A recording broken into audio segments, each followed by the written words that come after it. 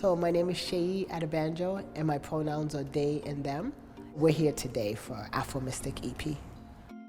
The origins of Afromystic is really looking at me as someone who's like queer, gender non-conforming, who is from Nigeria, wanting to see more folks like myself, like on the screen and in community, and wanting to like have conversations around spirituality, especially like Òrìṣà, and looking at Òrìṣà from Nigeria, from Brazil, from Lukumi, different parts of the New World, and what space is either created for us or do we have to create as practitioners. Òrìṣas are deities. They're basically elements of nature, and so queer Òrìṣà storytelling is having stories of different Òrìṣas, such as like Ọ̀ṣun, Eshu, Olódùmarè isn't Òrìṣà, they're the creation. And so this experiment is looking at how to have queer Òrìṣà storytelling and have conversations and create stories outside the ones that already exist, that are affirming to us, and then have movement to these like queer Òrìṣà storytelling and do some type of like work in progress or activation.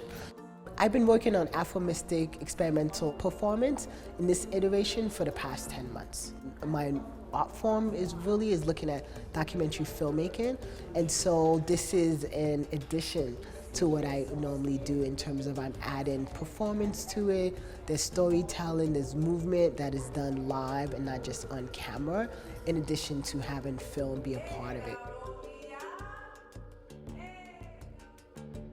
Seyi and I worked on this project in the winter at BAD. I do more of the dance portion of it, so focusing on movement that relates and transcends not only with like myself but the Òrìṣà. Learning more about this spiritual practice is very important. I feel like it is one of the things that is, I feel, missing in the Black community. For all of us to have an inevitable understanding of what spirituality is and uniting with that is dope.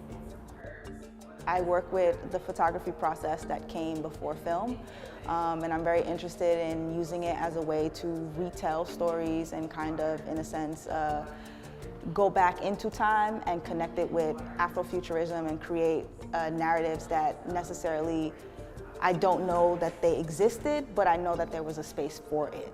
What Seyi is doing is basically kind of like funneling that knowledge to people who usually don't have access to it, which is very important. And in a sense, what we will do is continue to spread that knowledge and create a bigger cycle outside of just this little bubble here. My hope for the impact of this project is that people remember, if they've forgotten, that they are loved by the divine, right? And that divinity lives within different brown, Black bodies that are queer, that are trans, that are gender non-conforming, and that they remember or are reminded that the divine cannot be taken away from them, and that we are loved by Olódùmarè, and that we have not just a right to exist, a right to be happy, to be abundant, to be in community, and to create.